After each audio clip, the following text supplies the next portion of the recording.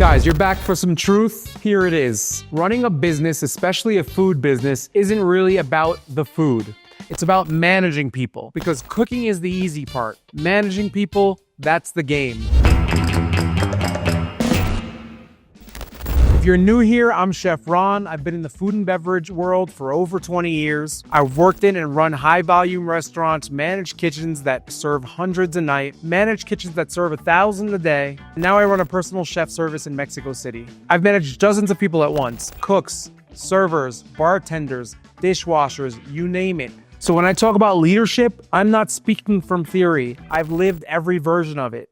The calm, the chaos, the why is nobody doing what I just said part. It's crazy.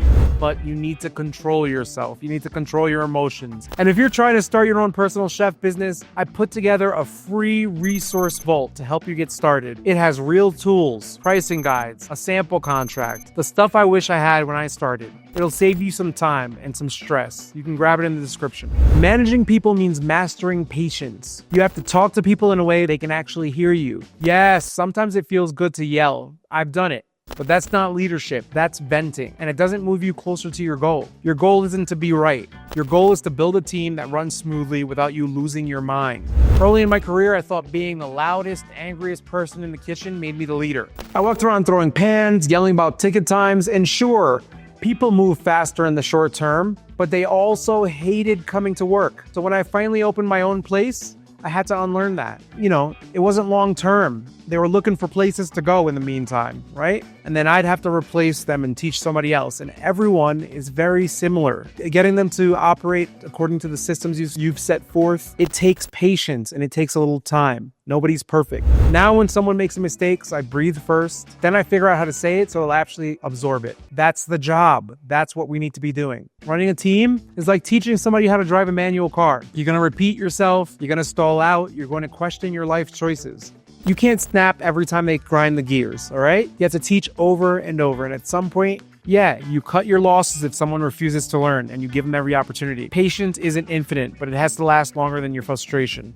When I go to a bad restaurant now, I can spot the problem in 30 seconds. It's never just the food, it's communication. Someone at the top stopped leading. They stopped reminding, they stopped checking, they stopped reinforcing. Leadership is repeating the important things until they stick. Here's how I handle it in my own company. Breathe first, never react right away. Be clear. Don't assume people know what you mean. Explain it to me like I'm 5, please. I prefer it. Think about each person. Think about how they learn. Some people need to see it. Some people need to do it once. Adjust how you teach. Everybody wants to be a boss until they realize it's just customer service, but with employees. If you can't handle people, you can't scale. So if you're running your first few events or starting to build a team, remember, your biggest skill isn't cooking. It's emotional control. And don't beat yourself up when you lose your cool. Just recognize it faster next time. That's progress. So learn recipes, practice plating, study flavor balance. But if you really want to win, master people. I'm Chef Ron. This is Personal Chef Unplugged. We help chefs turn their skills into businesses that actually make money and don't ruin their sanity in the process. See you soon.